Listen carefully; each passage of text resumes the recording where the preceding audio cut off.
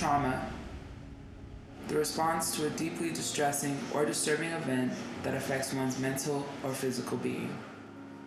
Trauma can come in so many different forms.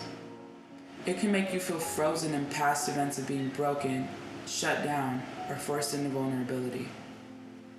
Our struggle is a consequence of a horror that was inflicted onto us. No trauma is too small to matter or too large to overcome.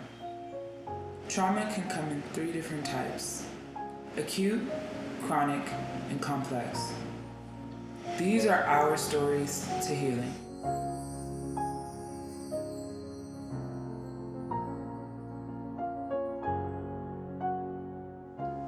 Acute trauma is the result of a single distressing event.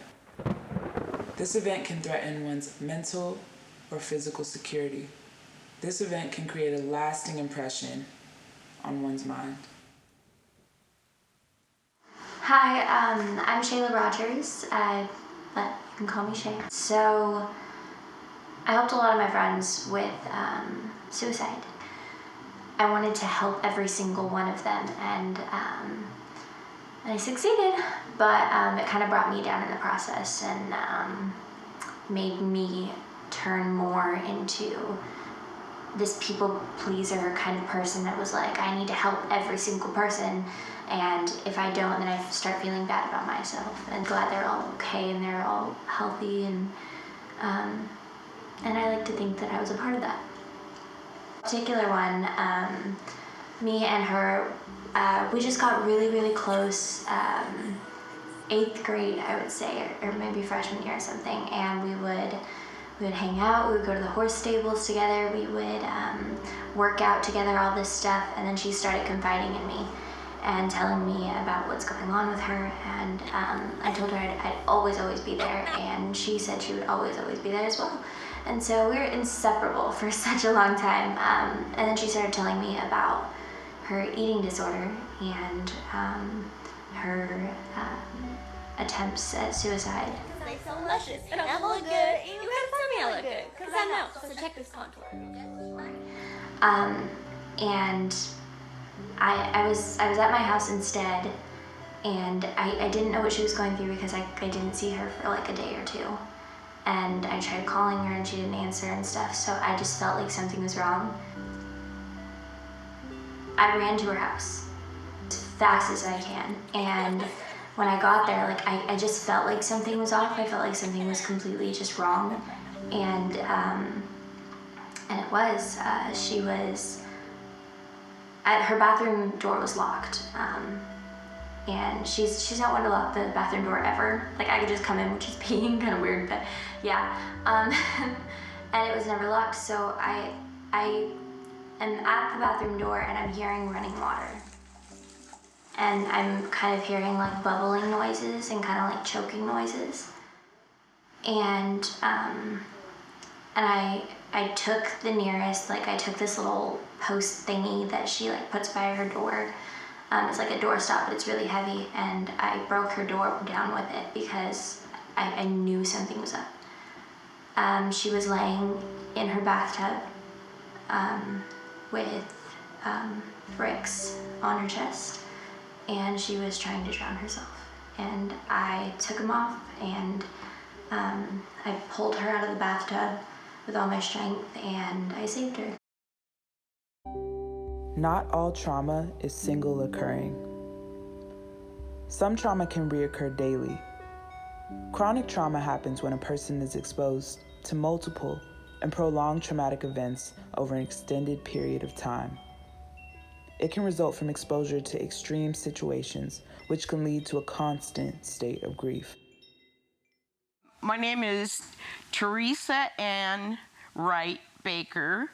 I was named after a 1955 movie star, and her name was Teresa Ann Wright, which was my maiden name. I had a miscarriage about a year before I had Will, or got pregnant with him.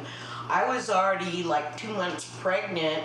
I never threw up. I was happy. Everything went great. I have to say that I was a really good mom to my kids. I did a lot for them. And in Will's case, my deceased son, I did too much for him. I basically crippled him so that he didn't know what it was like to succeed on his own or to do something on his own, because I was always protecting him. When a loved one has a substance abuse disorder, it is really natural for families to want to fix the problem in any way they may know how. Sometimes it is difficult to know the difference between helping and enabling. I think when Will died, that probably was a few months there. I just wanted to be with him. But I knew that was stupid. I've always told my kids and my friends, suicide is a long-term resolution to a short-term problem. So, don't ever hurt yourself. Hi, my name is Oscar Herrera. I am a first-generation Latino graduate. Oh, well, my childhood consisted of, it started off, having two parents around. My dad migrated to the U.S., my mom stayed in Mexico, so I stayed with my mom for part of it. And then we migrated to the U.S., lived I wouldn't complain about the life I lived as a young kid. It was until, things started to change slowly. So we started moving a lot, living in different states, different cities. And that could, that ranged from like a couple of weeks to a couple of months, and then maybe staying there for 1 year or 2 years. So it was always on the move. I always felt kind of sad because I never was able to have like a steady childhood friend. That was like something I really wanted to have. I remember just being home alone, with my siblings, and always like, just being around my brother, watching cartoons, going out to play in the park. But I don't really recall too much of like seeing my father around. Oh, it got way tougher, after my parents split. I meant moving to a new city, just living with, my mom and my siblings. Constant fights between my mom and dad about, us, basically, where we're gonna live, finding somewhere to live, living in a car for a bit. So it was a hard moment, and like during that time, you didn't want to do anything, and you just wanted to get away from those issues, I believe I was 13 or 14 when he was deported. The feelings I was going through was mixed emotions, because I was like, I never really got to be around him so much, so it was like, the emptiness is already there. Because childhood abuse and trauma can change brain structure, the maltreatment can affect the way children behave and function. The pain will also last long after the bruises and wounds have been healed. It took a toll a little bit, but there wasn't much I could do in my hands to change it. And until this day, I still don't understand how I feel about that moment, or if my life really did change that much since he left, Sometimes trauma extends beyond a single moment.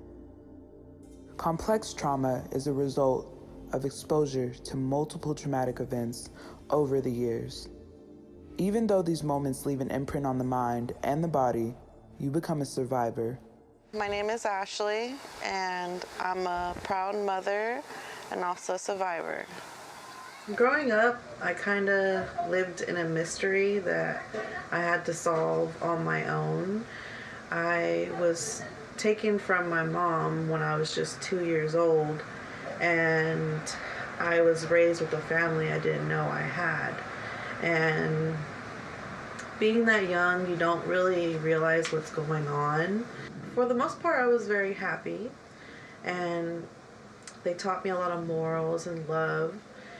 As far as I knew, it came to a point where I realized something really bad was happening. I was sexually assaulted.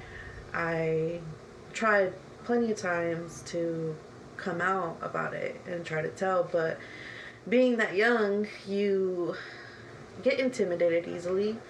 It continued to happen probably from 8 years old to about till I was maybe 13, till I had my first period. That's when it stopped, because I guess he realized that he can get caught. Dealing with all that was not easy. being around a society that, it's not easy to talk about things like that, I went to counseling because I felt like that was my only outlet to speak to someone about it. And when I did go to a counselor and started speaking about it, she actually miraculously found my birth mom. And I was just sitting in school one day when the intercom, they said, Ashley Marie Kumar to the front office. I'm thinking the worst because I think I'm in trouble. I'm scared.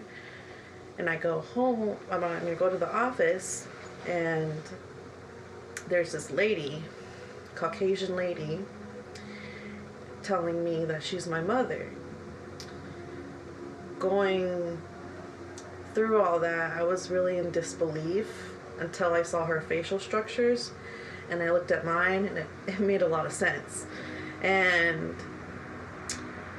I didn't really know her, but at that point, when your home becomes your own hell, anywhere's is a brighter light. And I left with my mom. And once I was safely with my mom, I tried to confide in my father to tell him that I wasn't just a rebel. I was trying in many ways to tell you what happened. And when I finally did come out about it, he just, he was very angry, and he told me that my time was up because I'm grown now and it's been a long time, so he can't do nothing about it. So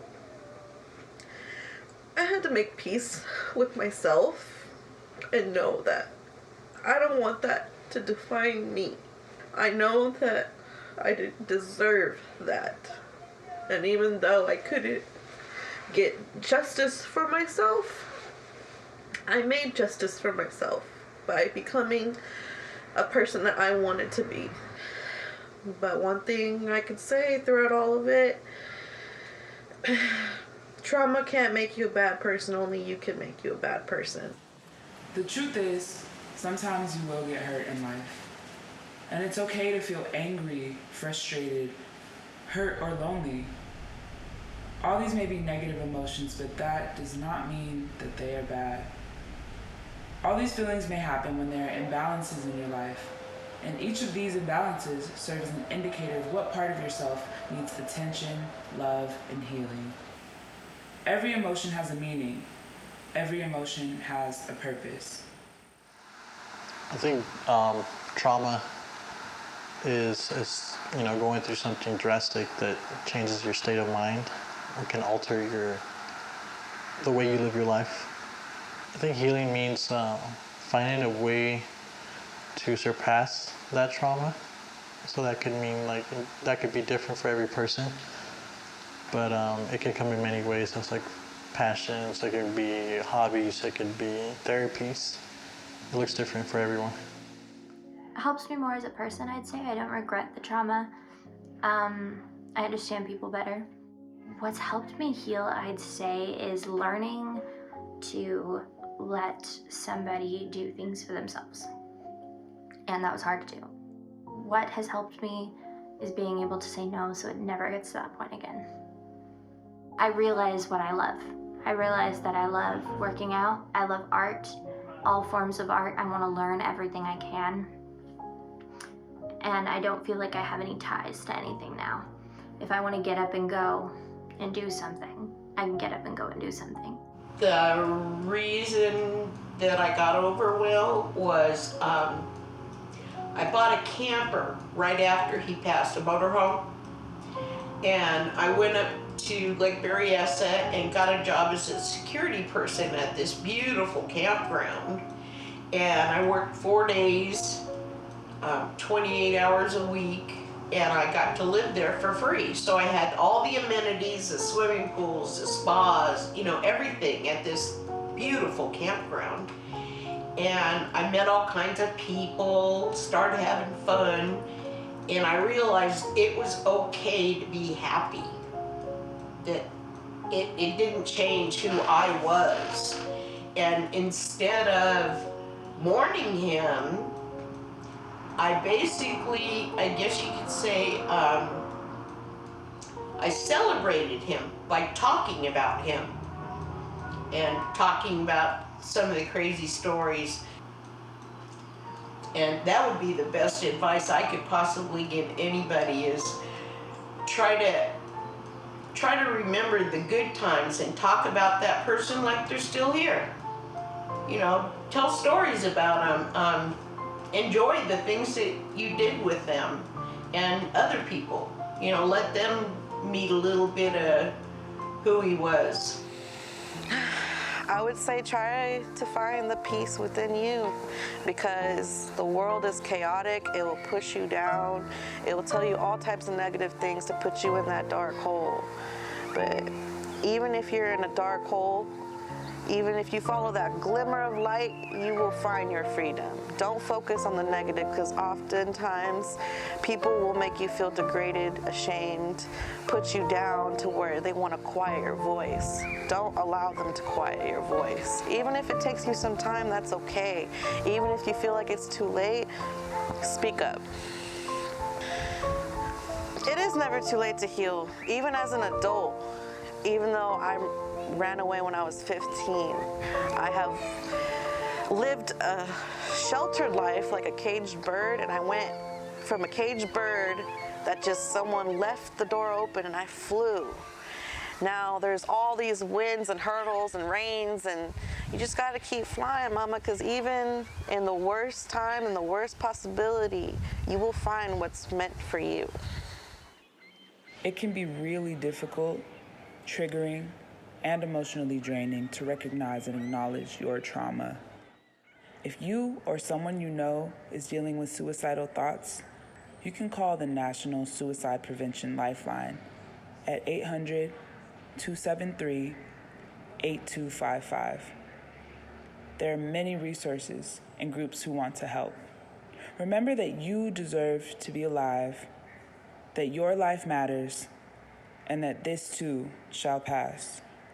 We wish you all a safe and happy healing.